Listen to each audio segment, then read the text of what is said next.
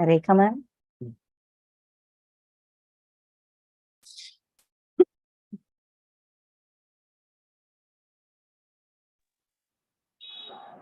गीताचार्य श्री कृष्ण परमात्मा को कोटि कोटि आत्मा प्रणाम।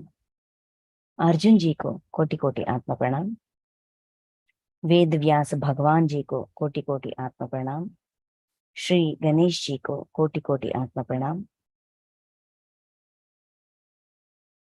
गीता का उद्धार करने वाले सारे व्यक्तियों का, उनके आत्माओं का, सबका कोटि कोटि आत्मा प्रणाम, पादाभिवंदन। गीता माता को कोटि कोटि आत्मा प्रणाम।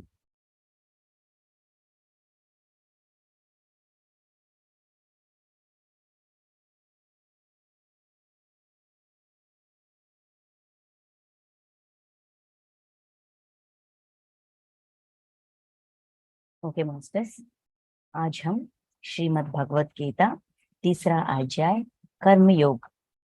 कर्मयोग में अब तक 35 पूरे 43 श्लोक है, इसमें 35 तो श्लोक तक हमने पूरा कर दिया। उसका विश्लेषण, गीता का विश्लेषण हो गया। अभी हम यहाँ तक क्या बताया गया था कि कर्म का महत्व क्या है, कर्म की मतलब क्या है, क्यों करना चाहिए, करने से कोई अपने आप को क्यों नहीं रोक सकते, इसका आंतर्य क्या है, ये क्या सिखाती है। जो भी कर्म का मतलब है काम, इस काम को हम कैसे करना चाहिए, हमें कैसे करना चाहिए, और हम कर रहे हैं कि नहीं कर रहे हैं। जरूर कर रहे हैं। काम करने से कोई अपने आप को रोक नहीं सकते, काम तो कर रहे हैं, लेकिन इस काम को कितनी आसान तरीके से, जैसे कि वो हमारे हमारे लिए बंधन ना बन जाए, हम उसके अंदर उलझ ना जाए, अपने आप को उलझ ना जाए और बंधित ना करे। ऐसा काम करते करते ही अपने आप को बंधनों से विमुक्त कैसे कर सकते हैं, ये सब कुछ हमको बताया गया था, है ना। तो अभी अर्जुन जी का एक प्रश्न है। इस अध्याय अर्जुन जी का प्रश्न से ही शुरू हुआ है। ज्ञान योग बता रहे हो और युद्ध के लिए प्रेरित कर रही हो, मैं क्यों करूं ऐसा। अगर ज्ञान योग ही सबसे महत्व है तो मैं युद्ध क्यों करूं, ऐसा अर्जुन जी का प्रश्न था। तो मैं कर्म क्यों करूं, कर्म नहीं करूंगा, ऐसा उनका डाउट है, दुविधा था। उसके लिए समाधान दे रहे थे, है ना। अभी अर्जुन जी को एक और डाउट आया था, इसका मतलब क्या है। जो भी कहाया जा रहा था कृष्ण भगवान के जरिए और कृष्ण भगवान के मुंह से, वो सारे बातों को अर्जुन जी बहुत सावधान होकर, बहुत श्रद्धा रहित, श्रद्धा से, इच्छा से एक एक शब्द को सुनते हुए उनके बारे में सोच रहे हैं, समझने के प्रयास कर रहे हैं और समझ रहे हैं भी। जो बातें कहा गया जा रहे हैं उसको समझ रहे हैं। समझने, हमें शंका कब आती है, जब हम समझने की प्रयास करते हैं तभी हमको शंका आती है कि नहीं। तो अर्जुन जी सुन रहे थे, सिर्फ सुन ही नहीं रहे थे, समझ रहे थे, सोच रहे थे, सोच विचार कर रहे थे, समझने की प्रयास कर रहे थे और समझ रहे थे। तभी इनको ये डाउट आया था। क्या डाउट था वो, कि यज्ञार्थ कर्म ये सब कुछ सुनने के बाद कर्तव्य कर्म, आसक्ति रहित कर्तव्य कर्म करो, ये सब कुछ सुनते सुनते सुनते अर्जुन जी को एक डाउट आया था। ये था कि ये 36 श्लोक, ठीक है। अर्जुन उवाचा, अर्जुन बोले, हे कृष्ण, तो तो फिर यह मनुष्य स्वयं ना चाहता हुआ भी बलात् लगाए हुए की भांति किससे प्रेरित होकर पाप का आचरण करता है। देखिए कितने सुंदर समझ रहे थे यहाँ। ये सारे कर्म के तत्व को सुनते हमको ऐसा लगता है ये कितना कठिन है, क्या करें क्या ना करें, ऐसा हम समझते हैं। लेकिन अर्जुन जी को ये समझ में आया, ये गहरी बात समझ में आई कि मनुष्य जो भी काम करता है, अच्छा या बुरा, ज्यादातर बुरा काम, दर्द देने वाला काम, अपने इच्छा से नहीं करता, जैसे कि कोई और उनको खींच रहा है, बलवत पूर्वक, जबरदस्ती, जोर जबरदस्ती करके कोई उस मनुष्य को खींच रहा है ऐसा काम करने पे। अब खुद अपने आप नहीं कर रहे। देख, है ना, यहाँ क्वेश्चन ऐसा है, मनुष्य स्वयं ना चाहता हुआ भी बला लगाए हुए की भांति, जैसे कि बलवत पूर्वक उनको कोई दबाव डाल रहे, करो करो करो करो, ऐसा करो, इसको मारो, इसको डांटो, इसको चार गलत बात सुनाओ, इसका अहंकार को, इसका गौरव मर्यादा को पर लांछन लगाओ, कुछ अनाप शनाप बोल दो, इसको हैरास करो, ऐसा कोई प्रेरित करके हमारे साथ करवा रहे हैं, मनुष्य के साथ कोई प्रेरित करके करवा रहे हैं। ऐसा क्यों है? किससे प्रेरित होकर, किससे प्रेरित होकर पाप का आचरण करता है? पाप का आचरण मतलब दुष्कर्म किससे प्रेरित होकर कर रहा है? अपने आप तो इच्छा नहीं होती करने के लिए, लेकिन कोई प्रेरण कर रहा है, इसलिए बलवत पूर्वक कर रहा है। ऐसा मनुष्य क्यों पाप कर्म कर रहा है? क्योंकि हमको बताया गया है, जो परमात्मा को अपनाते हैं, जो इस विश्व में कण कण में परमात्मा है, ये सच को जानते हैं, समझते हैं, उसको ये ज्ञान मिलती रहती है कि ये गलत है, ये सही है, ये गलत है, ज्ञान मिलती रहती है। माने या ना माने, हमारे अंदर से ये समाधान आती रहती है, हमको लगती रहती है, मुझे ना ऐसा काम नहीं करना चाहिए, ऐसा लगती रहती है। हम ध्यानी हैं या नहीं है, भक्त हैं या नहीं है, हमें परमात्मा का ज्ञात समझ है कि नहीं, मानते हैं कि नहीं, ये सब कुछ अलग। ध्यान में आने से पहले भी हमको कुछ गलत काम करने से पहले हमें हमें हमारी अंदर से नहीं, छोड़ देते हैं, बस बहुत हो गया, छोड़ देते हैं, ऐसा हमारी इच्छा होती है। लेकिन उसको उसके ऊपर पर्दा रख के, उसको बाजू में रख के हम हमें जो करना चाहते हैं वही करते हैं, वही पाप काम करते हैं, है कि नहीं? तो आ, ये क्यों है ऐसा? मनुष्य ऐसा क्यों करता है? मनुष्य ऐसा क्यों करता है? किसके दबाव में आकर ये ऐसा काम करते हैं? क्योंकि हमें ना ये सब कुछ सुनते सुनते मुझे इच्छा नहीं लगती। किसी को चार बातें सुनने के बाद हम बहुत तरसते हैं, मैंने क्यों किया, मैंने क्यों किया, मैंने क्यों किया, मुझे करना नहीं चाहिए था, मेरा स्वभाव ऐसा नहीं है। अर्जुन जी भी कहते हैं, मेरा स्वभाव ऐसा नहीं है, लेकिन मैं ऐसा क्यों हो रहा हूँ? पूछते हैं ना सांख्य योग में। वैसा ही हमको करने की इच्छा नहीं होती, लेकिन हम करते हैं। किसके दबाव से करते हैं? समस्या यही है ना, हमारी समस्या ये है कि हमें पाप नहीं करना चाहिए। समझने के बाद तो नहीं, बिल्कुल भी नहीं करना चाहिए, इसीलिए हमने मांस खाना छोड़ दिया, किसी को दर्द देना छोड़ दिया। लेकिन कुछ कुछ क्षण में कर लेते हैं, कुछ क्षण में अपने आप को रोक पाते हैं, कुछ विषयों में, कुछ कुछ विषयों में अपने आप को रोक पाते हैं, लेकिन कुछ कुछ विषयों में रोक नहीं पाते, कर लेते हैं अंदर से, नहीं नहीं नहीं, ऐसा सोचते हैं, ऐसा विचार चलती रहती है, लेकिन कर लेते हैं। ऐसा कैसा हो सकता है? इंट्यूशन अलग, काम अलग, इन दोनों में मेल क्यों नहीं है? किसके दबाव से ये हम काम कर रहे हैं, वो भी पाप काम को क्यों कर रहे हैं? कितना गहराई से नहीं सोचेंगे, कि कितना गहराई से नहीं समझेंगे, हमें ये बात समझ में नहीं आएगा कि हम किसी दबाव से पाप काम कर रहे हैं। इसीलिए अर्जुन जी को कोटि कोटि आत्मा प्रणाम, क्योंकि हमारे अंदर जो भी प्रश्न आने वाले हैं, वो प्रश्न उन्होंने पूछ लिया। प्रश्न पूछने से ही ज्ञान का प्रवाह आगे चलती है, गहराइयों में आती है, गहरी बात समझ में आती है, समझाते हैं मास्टर्स।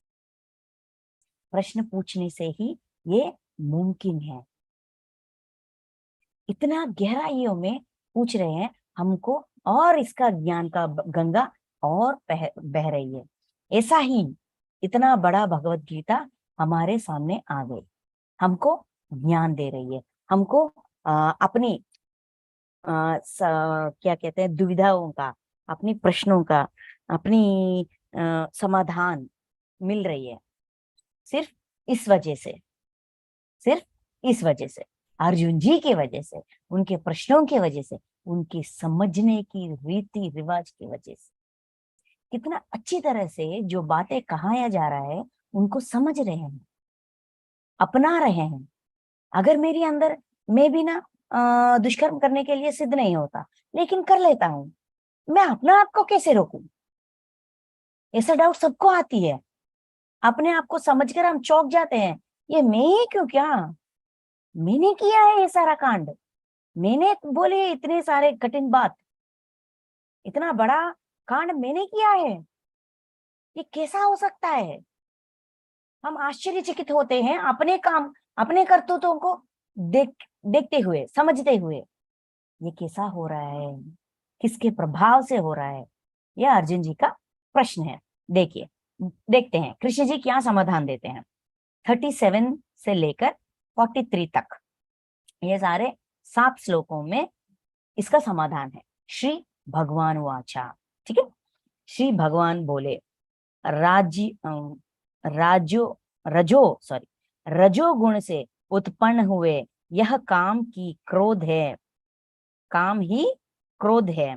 यह बहुत खाने वाला, अर्थात वो भोगों से कभी ना अधाने वाला और बड़ा पापी है। इसको ही तू इस विषय में वैरी जन, इसको ही तू इस विषय में वैरी जन जान, वैरी जान लो कि कौन है सबसे अधिक शत्रु मनुष्य का, ज्ञानी का वैरी, वैरत्व मतलब एनिमिटी है ना, शत्रुत्व भाव। सबसे बड़ा शत्रु है एक ज्ञानी के लिए, कौन सबसे बड़ा शत्रु है? रजोगुण से उत्पन्न हुए काम, यानी क्रोध, काम से क्रोध, ठीक है। ये सबसे बड़ा शत्रु है एक ज्ञानी के लिए। तो रजोगुण से उत्पन्न हुआ यह काम ही क्रोध है। कौन हमारा बड़ा शत्रु है? काम। काम मतलब इच्छा। ये हमें ऐसा लगता है काम मतलब कोई और मतलब समझते हैं, नहीं। काम का मतलब ये है आ, बड़ी हुई, मतलब गहराइयों में इच्छा, हमारी इच्छा का गहरापन या स्ट्रॉन्गनेस, उसका स्ट्रॉन्गनेस बढ़ती बढ़ती बढ़ती ही बढ़ जाएगी तो ये काम बन जाएगी। इच्छा सबके अंदर जगती है। इसके बारे में हमको सांख्य योग में 62 और 63 श्लोकों में हमको बताया गया था। इच्छा से डिजायर, आसक्ति, आसक्ति तो इच्छा बन जाती है, इच्छा क्या बनती है? काम बनती है, और काम क्रोध का रूप लेती है। क्रोध विचक्षणा ज्ञान को खो जाते हैं। बताया गया था ना, एक एक स्टेप जिससे हम अपने आप को रोक नहीं सकते। अपने आप को पहचानने से पहले ही हम बहुत बड़ा अनर्थ कर डालेंगे, अपने आप का, बुद्धि का नाश कर डालेंगे, है ना। वही बात यहाँ बहुत और विपुल और डिटेल्ड में एक्सप्लेन किया गया है। बहुत बारीकी तरह से गहराइयों में समझने के लिए कहा गया है कि काम कैसे उत्पन्न होती, किसके वजह से काम उत्पन्न होती है, रजोगुण के वजह से हमारे अंदर 3 तरह के गुण होते हैं, रजोगुण, सात्विक गुण और तामस गुण। तो ये रजोगुण ऐसा है कि मेरा, ये स्वभाव रजोगुण का रजोगुण है। मेरा, मुझे ये चाहिए, मुझे वो चाहिए, ये मेरी घर है, ये मेरी फैमिली है, ये मेरी पति है, ये मेरे बच्चे हैं, मेरा है। मतलब मेरा मतलब सिर्फ मेरा, किसी और का नहीं। बांटने या शेयर करने या एटलीस्ट बात करने से भी हमें अच्छा नहीं लगती। सिर्फ मेरा, मेरा और सबका ये अलग है, सिर्फ मेरा है। ये रजोगुण है। इस रजोगुण के वजह से हमारे अंदर काम उत्पन्न होती है, इच्छा उत्पन्न होती है। इस इच्छा गाढ़ा बन के, गाढ़ा और गाढ़ा बन के काम बन जाती है। काम, क्रोध, मोह, लोभ, मद, मात्सर्य, ये अरिषद वर्ग में पहला वाला काम है। ये काम कहाँ से उत्पन्न होती है? इच्छा से। रजोगुण और इच्छा मिलकर गाढ़ा बनकर स्ट्रांग बन जाते हैं और वो काम बन जाती है। किसी की प्रकार का इच्छा, वो ऐसा इच्छा वैसा इच्छा नहीं, किसी प्रकार की, साड़ी के लिए, जेवर के लिए, घर के लिए, एक जगह के लिए, एक व्यापार के लिए, एक जॉब के लिए, एक सीट के लिए, एक कॉलेज के लिए, कुछ भी, एक फ्रेंड के लिए, एक रिश्तेदार के लिए, घर वालों के लिए, अपनों के लिए, किसी के लिए भी जो भी इच्छा हमारे अंदर जग गई, ये मेरा है, ये मेरा है, मुझे पूरा करना चाहिए, ये मेरी है, इससे वो मिलकर काम बन जाती है। इस काम के वजह से इसका ये काम का भावना बढ़कर बढ़कर क्रोध बन जाती है। क्रोध के वजह से जब हम क्रोध में आ जाते हैं, पाप कर डालते हैं, कर लेते हैं, पाप कर्म कर लेते हैं। तो यह बहुत खाने वाला अर्थात भोगों से कभी ना अघाने वाला मतलब ये काम इतना स्ट्रॉन्ग है कि वो भोगों से जो प्राप्त करना चाहती है, वो भोग, वो आ, वो भोगों से शांति नहीं मिलती इसको, और चाहिए, और चाहिए, और चाहिए, और चाहिए।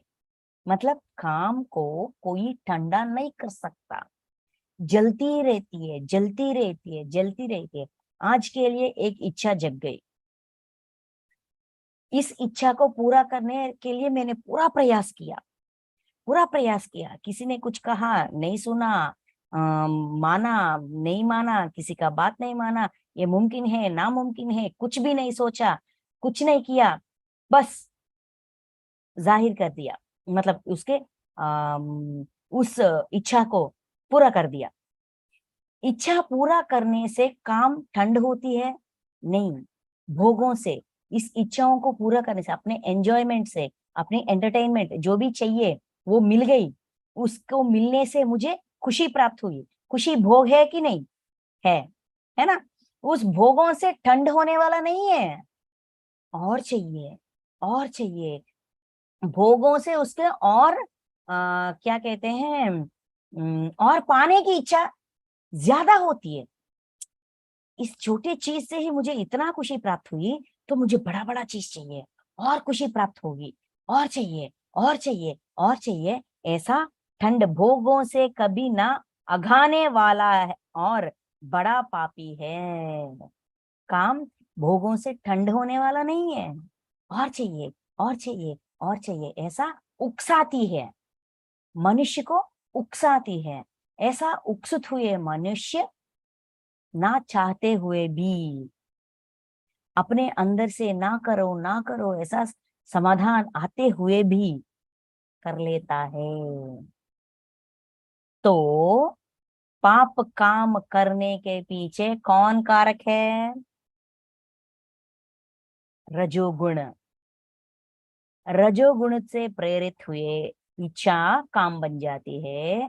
काम ज्यादा हो गई तो काम पे हमारी कामना पूरा नहीं हुई, इच्छा पूरा नहीं हुई, क्रोध पूरी हो गई, और का और चाहिए, भोग।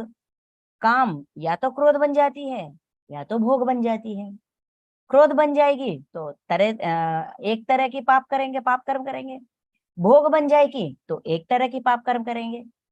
जो भी हो, हमसे पाप कर्म करवाती है। कौन करवाते हैं?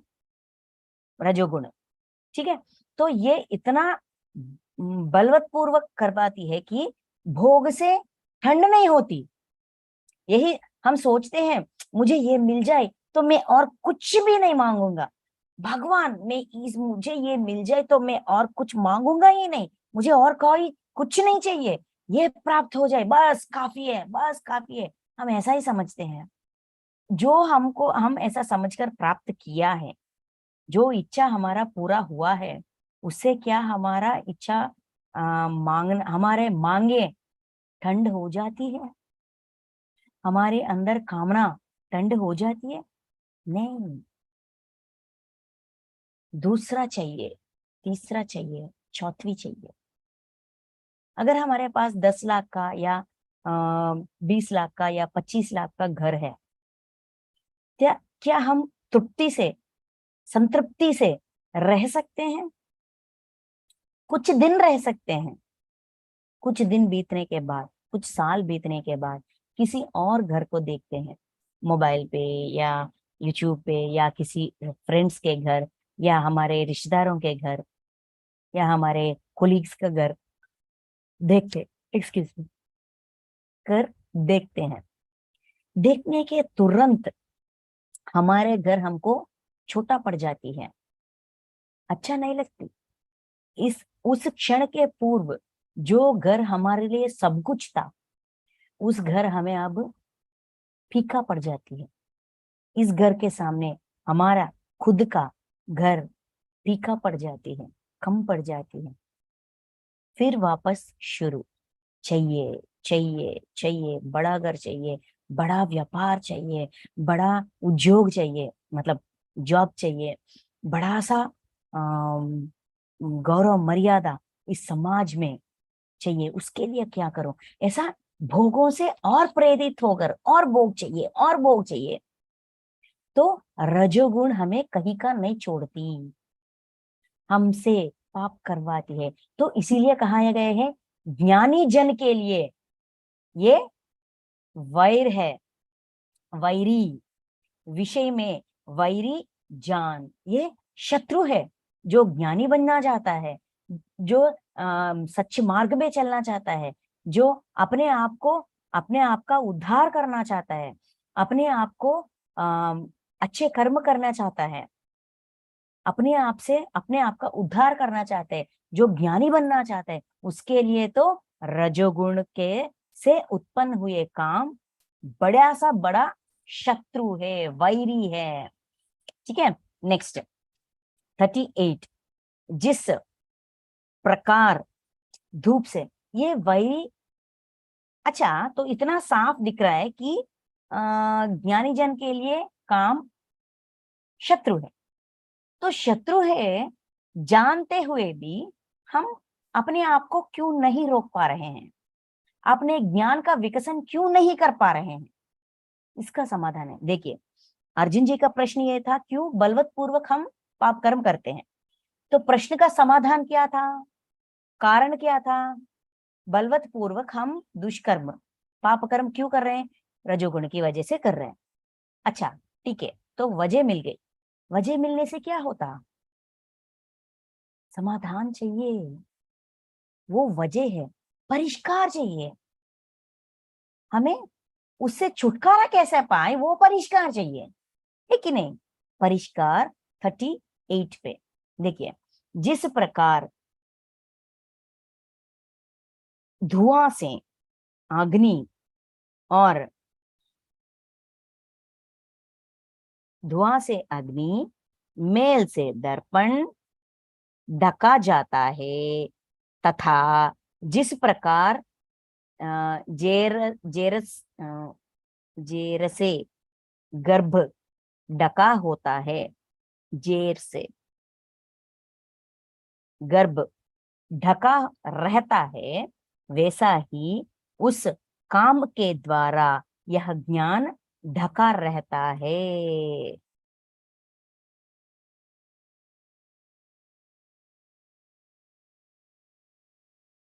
ज्ञान किससे ढका रहती है?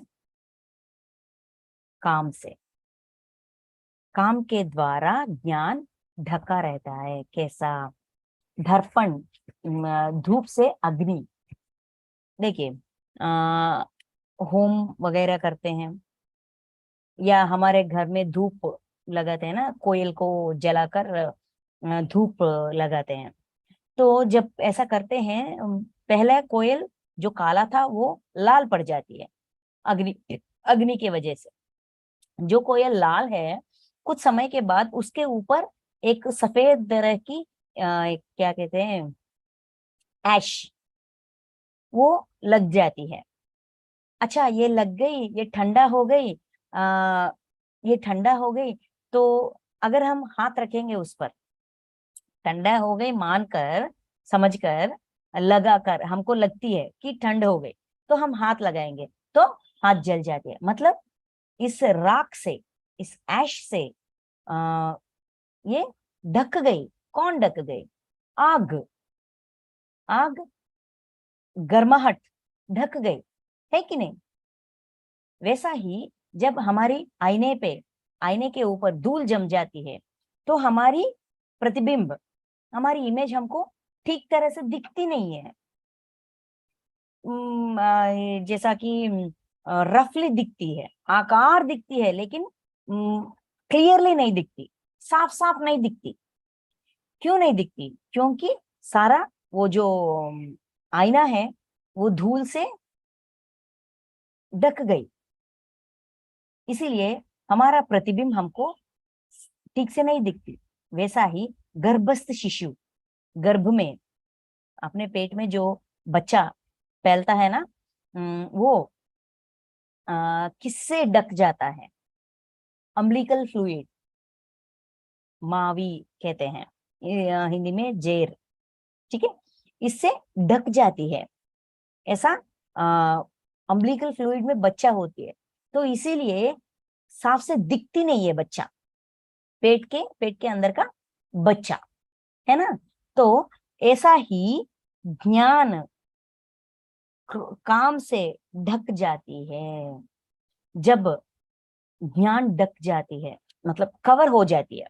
ढकना की मतलब कवर करना, बंद करना या कवर करना, है ना? तो ऐसा ढकने की वजह से हमको समझ में नहीं आती, ये ज्ञान है। ज्ञान के ऊपर काम का पर्दा लग गई, इसीलिए हमको क्या सही क्या गलत, ऐसा विचक्षणा ज्ञान, हमारी सोचने की विचक्षणा ज्ञान, कॉमन सेंस बंद हो जाती है। हम सोचते ही नहीं है।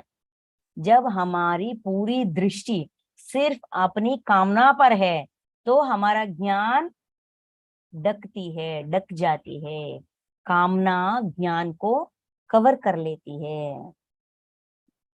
इसीलिए मनुष्य ये जानते हुए भी ये गलत है, ये गलत है जानते हुए भी, अपने कामना को पूरा करने की इस दबाव से, अपने रजोगुण के दबाव से अपने ज्ञान का विकसन नहीं होने देते, ज्ञान का मार्ग नहीं अपनाते हैं, पाप कर्म कर लेते हैं। कितना सुंदर सा एग्जाम्पल दिया गया है कि नहीं?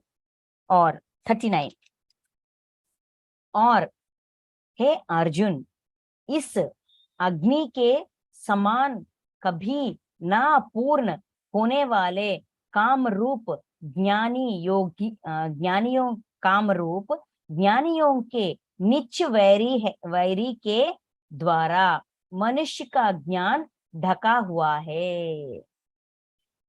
इस अग्नि के समान, काम कैसा है? कामना, काम की इच्छा अग्नि जैसा है, हमेशा जलती रहती है, जलती रहती है, जलती रहती है, हमेशा जलती रहती है। इसको ठंडा करना या सावधान करना बहुत कठिन काम है। सावधान नहीं किया, ठंडा नहीं किया तो अपने ज्ञान का विकसन नहीं करने देती। कभी ना पूर्ण होने वाले कामरूप ज्ञानियों, कामरूप अग्नि कभी ना ठंड होने वाले कामरूप जैसा अपनी काम रूप मतलब अपनी कामनाएं ऐसा अग्नि जैसा कभी ना ठंड होने वाले हैं। इच्छाएं अपनी काम का स्वभाव, काम मतलब अर्षिड वर्गों में काम और गुणों में रजोगुण। रजोगुण ऐसा अग्नि है जो हमेशा प्रज्वलती है, हमेशा जलती रहती है, जलती रहती है। ज्ञानियों के निच वैरी, जो ज्ञानी है उसका हमेशा इस काम से युद्ध होती रहती है। ये ज्ञान प्राप्त करना चाहता है, ये सच मार्ग पे चलना चाहता है, लेकिन रजोगुण इस पर हावी होती है। ये करो, वो करो, ये मत करो।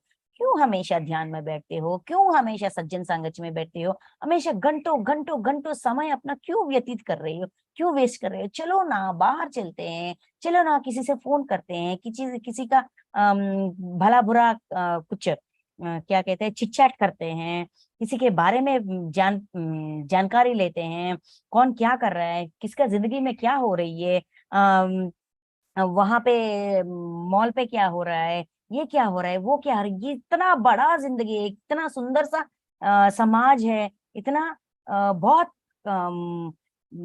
क्या कहते हैं खुशी देने वाले बहुत सारे विषय हैं। क्यों हमेशा यहाँ बैठ रहे हो, चलो चले, चलो चले। ऐसा हमेशा हमसे युद्ध करने वाले शत्रु कौन है? काम, कामना, रजोगुण। ज्ञानियों के निच वैरी, जो ज्ञानी है उसका हमेशा इस शत्रु से युद्ध होती रहती है। निच वैरी के द्वारा मनुष्य का ज्ञान ढका हुआ है, इसी की वजह से ज्ञान ढका रहता है। किसके वजह से? काम को उत्पन्न करने वाले रजोगुण के वजह से, या रजोगुण के वजह से उत्पन्न होने वाले काम के वजह से। इच्छाएं, कामना, ठीक है। तो इस ये परम शत्रु है ज्ञानी के लिए, जो पाप कर्म ना करना चाहता है, जानते हुए भी ना जानते हुए भी दबाव से किसी रूप से मुझे पाप काम नहीं करना चाहिए ऐसा सिद्ध हो गया। उसके बड़ा शत्रु कौन है? कामनाएं, अपनी खुद का इच्छाएं। तो इससे कैसे छुटकारा पाए? छुटकारा कैसे पाए? समस्या क्या है हमको पता चला। इस समस्या का कारण क्या है कृष्ण परमात्मा ने बता दिया। कारण तो पता चला परिष्कार, सोल्यूशन क्या है? इंद्रियां, मन और बुद्धि, ये सब इनके वश वास स्थान कहे जाते हैं। किसके वास स्थान? काम के। कौन कौन कौन? इंद्री, मन और बुद्धि।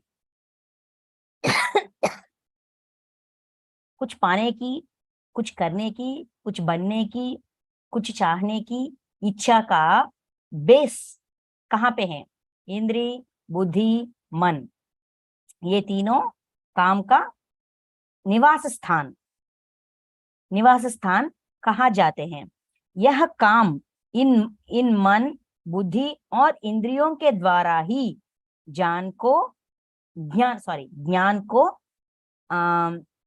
अच्छा आच्छादित करके जीवात्मा को मोहित करता है। जीवात्मा, देखिए कौन जीवात्मा? जीवात्मा के मतलब कौन है? हम खुद हैं, है ना? हमारी अंदर जीवात्मा है ना। इस जीवात्मा कितने कितने जन्मों लिए है, कितने कितने तरह तरह की शरीर लेकर लेकर तरह तरह की जन्म लेकर तरह तरह के ज्ञान इकट्ठा किया है कि नहीं।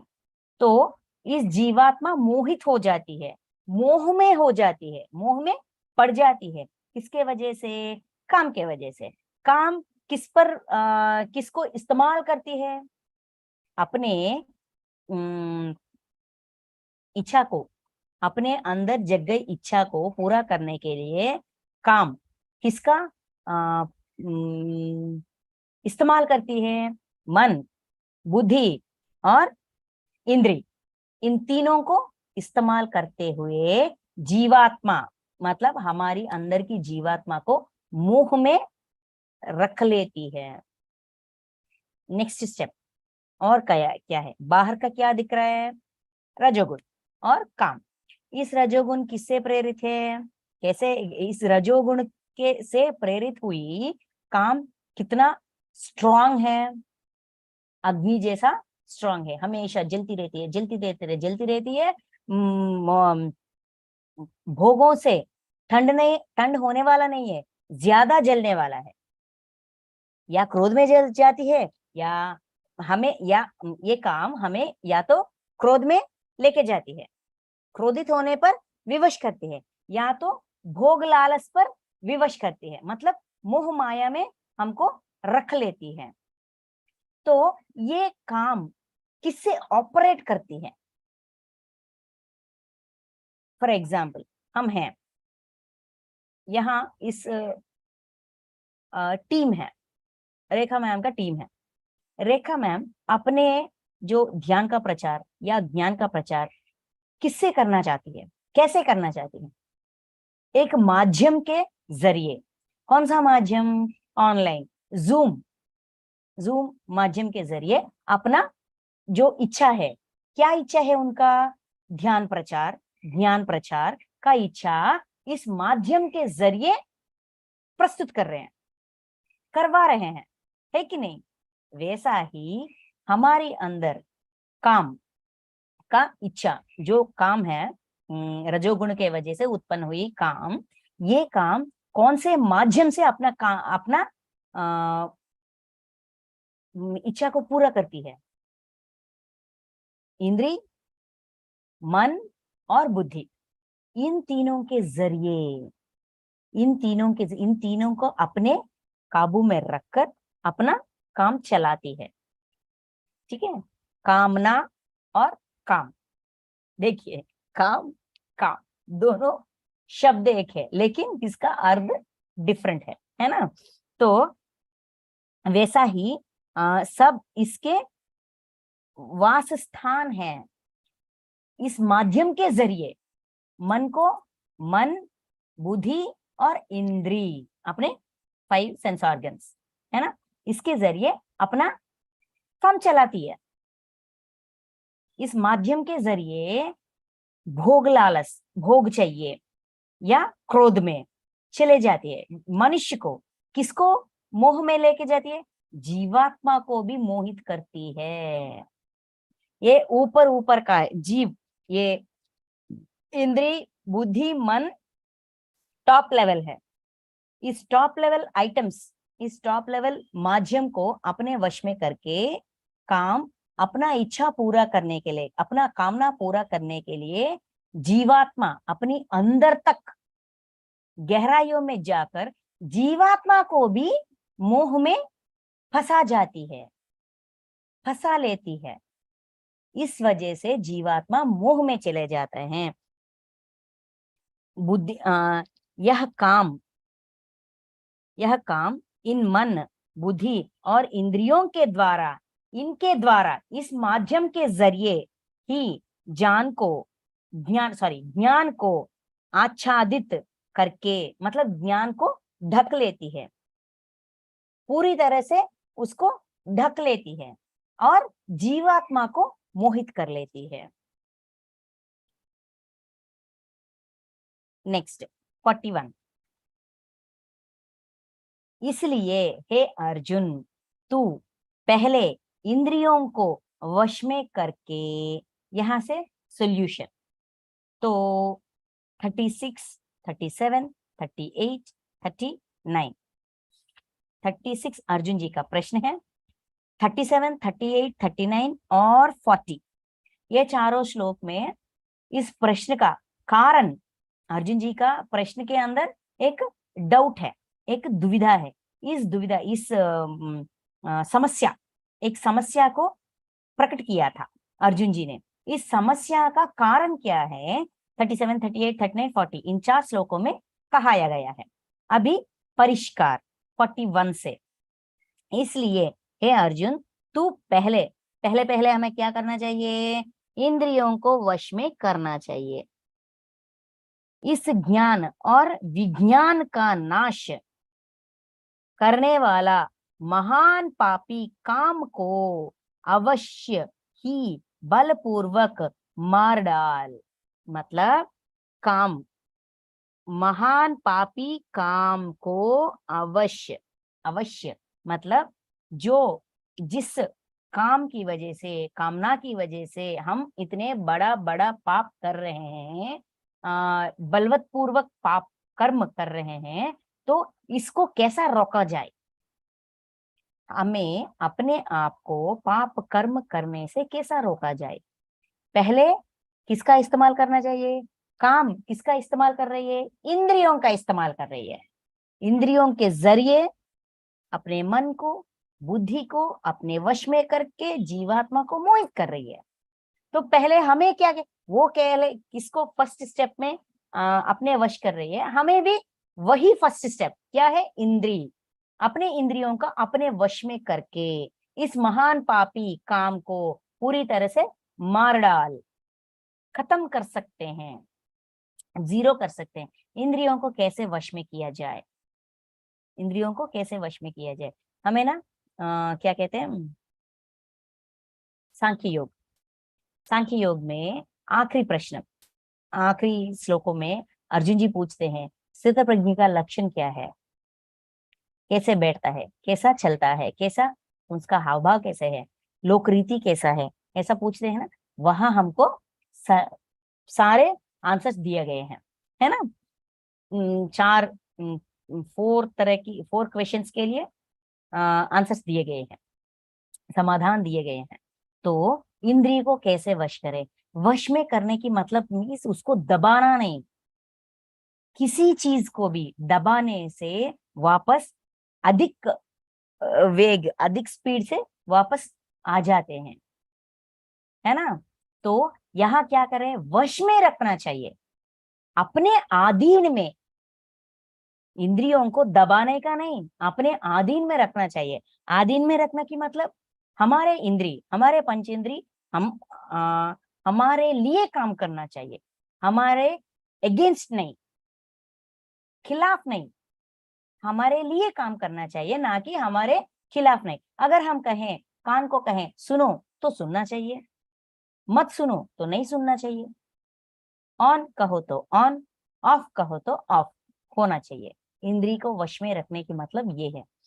कैसे कि हम कहीं पे चले गए, अपने रिश्तेदार के फंक्शन है, हम संसार में हैं तो रिश्तेदार ये सब कुछ मेंटेन करना ही पड़ता है, किसी को छोड़ने का नहीं, है ना।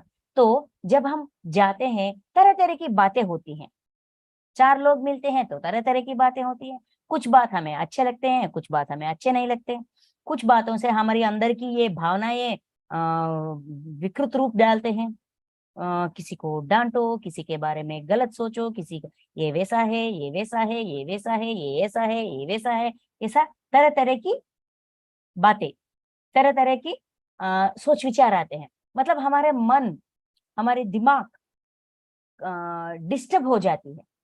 ऐसे बातों को कानों से कहना चाहिए, अरे यार जो बात हमें डिस्ट्रैक्ट करे, डिस्टर्ब करे, विचलित करे, ऐसे बात मत सुनो, सुनना ही नहीं, ऐसा इनपुट लेना ही नहीं जो हमें विचलित कर लेती है, हमें डिस्टर्ब कर लेती है, नहीं मत सुनो।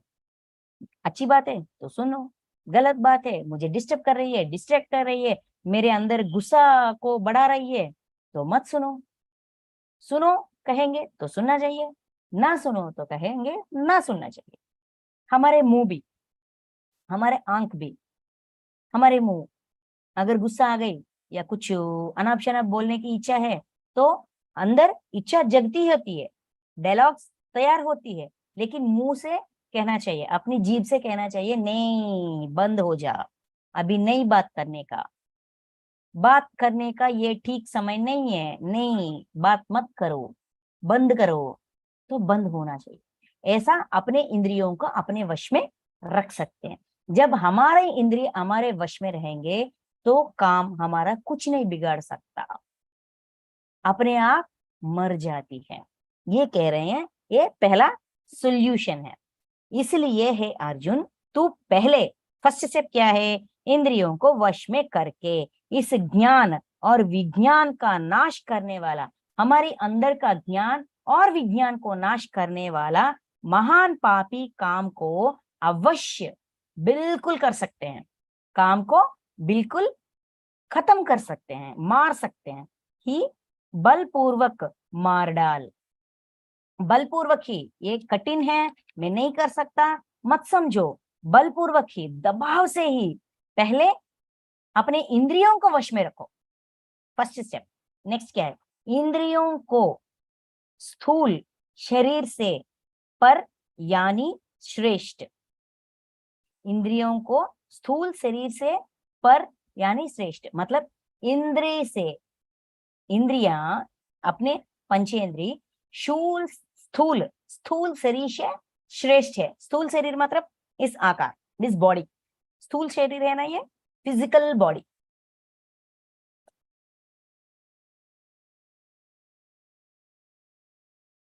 अपने इंद्रिय स्थूल शरीर से श्रेष्ठ है, मतलब इतना बड़ा बॉडी से श्रेष्ठ कौन है, अपने पंचेंद्रिय। ओके, बलवान और सूक्ष्म करते हैं, सूक्ष्म कहते हैं, मतलब शरीर बहुत बड़ा बलवान है, हम समझते हैं, शरीर से बलवान और श्रेष्ठ हमारे इंद्रिय है,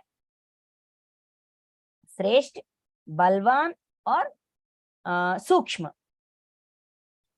शरीर से इंद्रिय श्रेष्ठ है, बलवान है मतलब स्ट्रांग है, और सूक्ष्म है, दिखते नहीं। अगर कंपेयर करें, अपने पूरे शरीर से कंपेयर करें तो हमारे आंखें सूक्ष्म है ना, छोटे हैं ना कंपैरेटिवली। अगर तोल करेंगे, तोलेंगे तो शरीर, पूरा शरीर एक तरफ, अपने आंख एक तरफ, बड़ा छोटा सूक्ष्म है ना। वो कह रहे हैं इन इंद्रियों से पर मन, इंद्रियों से पर मन मतलब इंद्रियों से श्रेष्ठ, बलवान और सूक्ष्म मन है, शरीर से श्रेष्ठ इंद्रिय है, इंद्रिय से श्रेष्ठ मन है, मन से भी पर बुद्धि, और बुद्धि से भी अत्यंत पर है वह आत्मा। कौन ज्यादा स्ट्रांग है, अपने जो शरीर है, शरीर से स्ट्रांग, सूक्ष्म और श्रेष्ठ इंद्रिय है, इंद्रिय से स्ट्रांग, बलवान, श्रेष्ठ और सूक्ष्म है मन। यस, मन, मन से और अधिक श्रेष्ठ, अधिक बलवान, अधिक सूक्ष्म बुद्धि है, बुद्धि से अधिक श्रेष्ठ, बुद्धि से अधिक सूक्ष्म, बुद्धि से अधिक बलवान, हमारी अत्यंत बलवान हमारी आत्मा है। तो यहाँ इस जीवात्मा में मोह माया, इस जीवात्मा मोह माया में नहीं पड़े, काम के जाल में ना पड़े, तो कहाँ से डील करना है, आत्मा से डील करना है। अपनी आत्मा में जो भी इंफॉर्मेशन है उसके जरिए अपनी आत्मा की मतलब क्या है, वो एक तिजोरी जैसा है, सबको समेट के संभाल के रखती है। जो भी ज्ञान, जो भी सच्चाई, हमारी इतने जन्मों की सच्चाई उस आत्मा में निक्षिप्त होती है।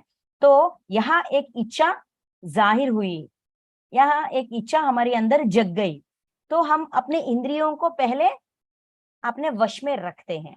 इंद्रियों को वश में रखने के बाद भी हमारी मन हमारी अगेंस्ट हमसे युद्ध करती है। क्यों मुझे रोक रहे हो, क्यों मुझे रोक रहे हो, मुझे बात करना है, मुझे सुनना है, मुझे कहना है, मुझे करना है, ऐसा हम पर दबाव डालती है। तो इस मन को, अपनी बुद्धि को अपनी वश में करना चाहिए। तो अपनी आत्मा में जो भी सच है उस सच को देखना चाहिए। कैसे देखते हैं? फॉर एग्जाम्पल, हमको किसी को हमारी ऊपर कुछ क्या कहते हैं, कोई हमको दर्द दे रहा है, या हम हमारे अंदर ये इच्छा जग रही है कि इसको इससे बात नहीं करना चाहिए, इस व्यक्ति को देखने से ही मुझे बहुत चिड़चिड़ी होती है, बहुत गुस्सा आती है, ऐसा हम सोचते हैं। देखिए, सबकी जिंदगी में होती है। कुछ व्यक्तियों को, कुछ लोगों को देखने से ही हमको ठीक ठाक है, अच्छा है लगता है पहली नजर से। कुछ व्यक्तियों को, कुछ लोगों को देखने से पहली नजर से ही ये ठीक आदमी नहीं है, या ठीक व्यक्ति नहीं है, इसका सोच विचार ठीक नहीं है, ये गलत है, इससे तुरंत कभी और इससे मिलन नहीं होना चाहिए, इससे कभी मिलना नहीं चाहिए। ऐसा हम अपने अंदर कुछ तरह तरह की सोच विचार आते हैं, नेगेटिव थॉट्स। ऐसा क्यों है? क्यों हमारे मन इतना विचलित हो रही है किसी को देखने से, किसी से बात करने से, किसी का बात को मानने से, किसी को सेवा करने से? क्यों ऐसा हो रही है? इंद्रिय को हम रोक रहे हैं, यहाँ तो ऊपर लेवल में, टॉप लेवल पे हम रोक रहे हैं, लेकिन कहाँ तक रोक पाएंगे? कहाँ तक उस पर वश, वो हमारे वश में होंगे? जब तक ये बांध ना टूट जाए तब तक होंगे। बांध टूटे इससे पहले ही अपनी आत्मा में जो सच्चाई है, इस फीलिंग्स के पीछे, इस इमोशन के पीछे, इस विचलित होने के पीछे क्या सच्चाई है, वो अपनी आत्मा से, क्योंकि आत्मा सबसे स्ट्रांग है, सबसे सूक्ष्म है और सबसे श्रेष्ठ है। इसीलिए अपनी आत्मा में चेक करना चाहिए, कर्म ध्यान करके, ज्ञान ध्यान करके। क्यों मास्टर्स, क्यों मैं ऐसा डिस्टर्ब हो रही हूँ, ऐसा डिस्ट्रैक्ट हो रही हूँ? इतना अपने आप को समझाने के बाद भी, इतना ध्यान करने के बाद भी, इतना अपने आप को समझाने के बाद भी, इतना अपने इंद्रियों को वश में करने के बाद भी, क्यों मैं अपने आप को रोक नहीं पा रही हूँ? क्या है, क्या वजह है हम दोनों के बीच में, इस वस्तु के बीच में, इस वस्तु और मेरे बीच में, इस व्यक्ति और मेरे बीच में, इस परिस्थिति और मेरे बीच में? क्या ऐसा है कि मैं अपने आप को रोक नहीं पा रहे? अगर पूछेंगे तो मास्टर जरूर दिखाएंगे।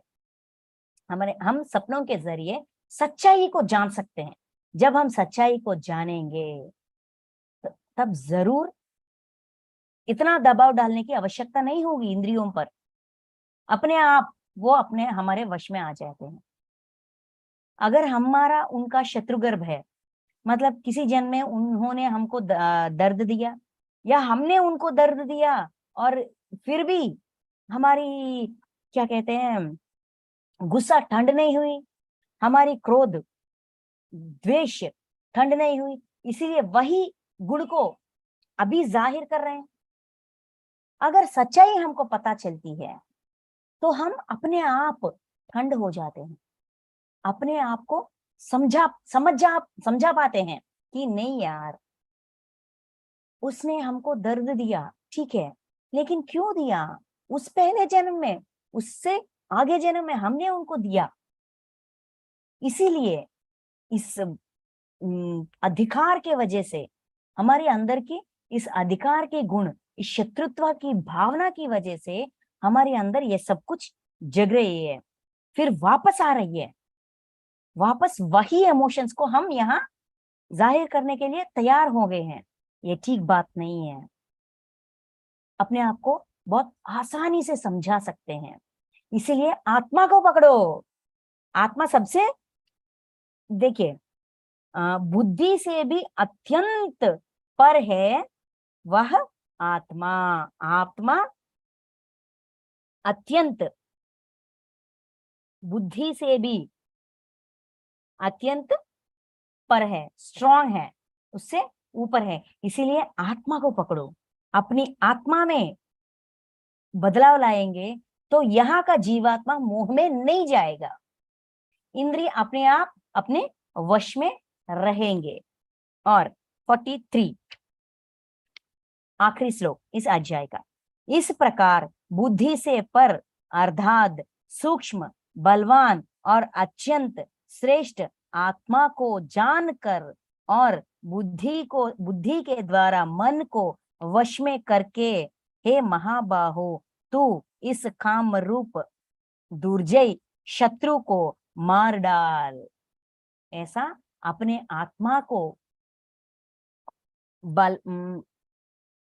बुद्धि से पर अर्थात सूक्ष्म, बुद्धि से बड़ा मतलब बहुत सूक्ष्म। आत्मा किसी को दिखती है? सबसे सूक्ष्म है। कहाँ रहती है? महाकारण लोकों में रहती है, कारण लोक में नहीं आती, वहां रहती है और सूक्ष्म है और श्रेष्ठ है और बलवान है, स्ट्रॉन्ग, द स्ट्रॉन्गेस्ट वन। जहां स्ट्रॉन्ग है मतलब वहां बदलाव ला सकते हैं, तो यहाँ बदलाव अपने आप आ जाती है।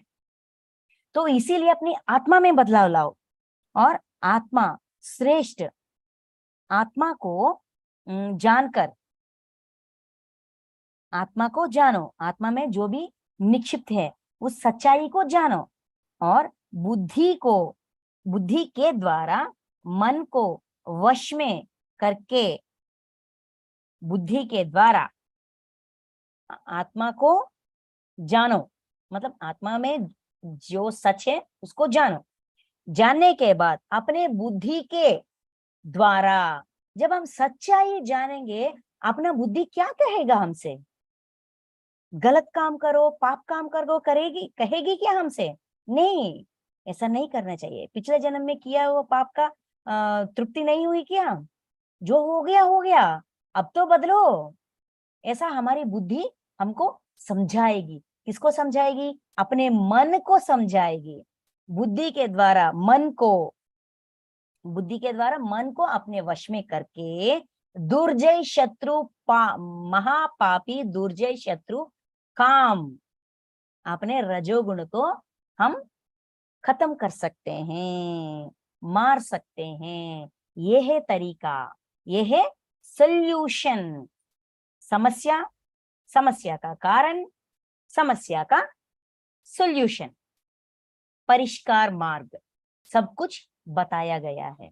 ये है भगवत गीता का महत्व। सिर्फ समस्या को, अपनी क्या समस्या है, समस्या को पहचानना ही नहीं, समस्या को पहचानना सिखाती है। जो समस्या हमने पहचाने हैं उसका कारण भी दिखाती है। कारण दिखाने के बाद परिष्कार मार्ग भी सिखाती है। ये है भगवत गीता का महत्व। इसीलिए गीता का अध्ययन के जरिए अपने जिंदगी का उद्धार कर सकते हैं। सिर्फ अध्ययन ही, सिर्फ सुनना नहीं, अध्ययन। इसीलिए सुनना या प्रवचन करना हमने नहीं कहा। अध्ययन मतलब विश्लेषण, इन्वेस्टिगेशन। एक बात कहाई गई अर्जुन जी की प्रश्न की वजह से, कृष्ण परमात्मा ने एक बात कहाई। इस बात का सच्चाई क्या है? क्यों मुझे मानना चाहिए? क्यों मुझे जानना चाहिए? ऐसा विश्लेषण, इन्वेस्टिगेशन करना चाहिए। विषय को इन्वेस्टिगेशन करके, सच्चा इन्वेस्टिगेशन करने के बाद अपनी विचक्षणा ज्ञान के जरिए, कॉमन सेंस के जरिए, इन्वेस्टिगेशन के जरिए सबको अपने अंदाज में रखते हुए, अच्छा ठीक है तो क्या करें, इस्तेमाल करें या ना करें, एक बार आजमाना चाहिए। एक्सपेरिमेंट, एक बार उस सच्चाई को अपने जिंदगी में आजमाना चाहिए, एक्सपेरिमेंट करना चाहिए। एक्सपेरिमेंट के जरिए, एक्सपेरिमेंट के द्वारा हमको पता चलता है वो कितना तक सच है, कितना तक सच है, कितना प्रतिशत सच है, और इसका प्रभाव कैसा है हमको पता चलता है। अपने खुद का एक्सपीरियंस, इसीलिए अनुभव ज्ञान, खुद का अनुभव के जरिए ही ज्ञान प्राप्त करो। किसी का कहा गई बात नहीं। पीएसएस सोसाइटी में पत्री सर, वंशी सर, सब सारे मास्टर्स कहते हैं अपना अनुभव को ज्ञान के रूप में बदलो, अपनाओ। ऐसा अपनाने से हमको हमारी समस्या क्या है पता चलेगा, समस्या का कारण क्या है पता चलेगा, कारण को कैसे परिष्कार किया जाए ये भी पता चलेगा। Information plus investigation plus experience is knowledge. Investigation ही महत्व है, इसीलिए अध्ययन, गीता का अध्ययन। सुनिए, पहचानिए, समझने की प्रयास कीजिए, बार बार इस श्लोकों के पीछे, श्लोकों संस्कृत कुछ लोग को आते हैं, कुछ लोग को नहीं आते हैं। संस्कृत का उच्चारण करना एक बात है, संस्कृत को समझना एक बात है। ये सारे बातों में समझ लगती है तो इसके नीचे ही सरल भाषा में अर्ध दिया गया है, व्याकरण दिया गया है। उस श्लोकों के नीचे जो मीनिंग है, अर्थ है, उसको पढ़ सकते हैं, बार बार पढ़ सकते हैं। बार बार पढ़ने से अपनी दृष्टि, बुद्धि, सब कुछ बार बार वहां पर रख कर पढ़ने से थोड़ा थोड़ा समझ में आती है। जो हमारी समझ में आ रही है वो कहाँ तक सच है, अपनी जिंदगी में आजमाने से, एक्सपेरिमेंट करने से कहाँ तक सच है हमको खुद को प्रूव हो जाती है। ऐसा प्रूव होने से हम मानते हैं। ऐसा मानी हुई सच को कोई भी हमारे दिमाग से निकाल नहीं सकते। ये ज्ञान बन जाती है, आचरण करते करते करते ज्ञान के रूप ले लेती है। तो ये है कर्म योग। बहुत बहुत बहुत बहुत इंपॉर्टेंट है। जो हर दिन का काम काज हम जो कर रहे हैं, उस काम काज को कितनी सरलता से, कितनी सावधानी से, कितनी इच्छा पूर्वक कर सकते हैं, ये ज्ञान देने वाला बहुत महत्वपूर्ण अध्याय है कर्मयोग। कर्मयोग को समझने से, अपनाने से अपनी निजी जिंदगी बहुत सरल हो जाती है, बहुत समय रह जाती है।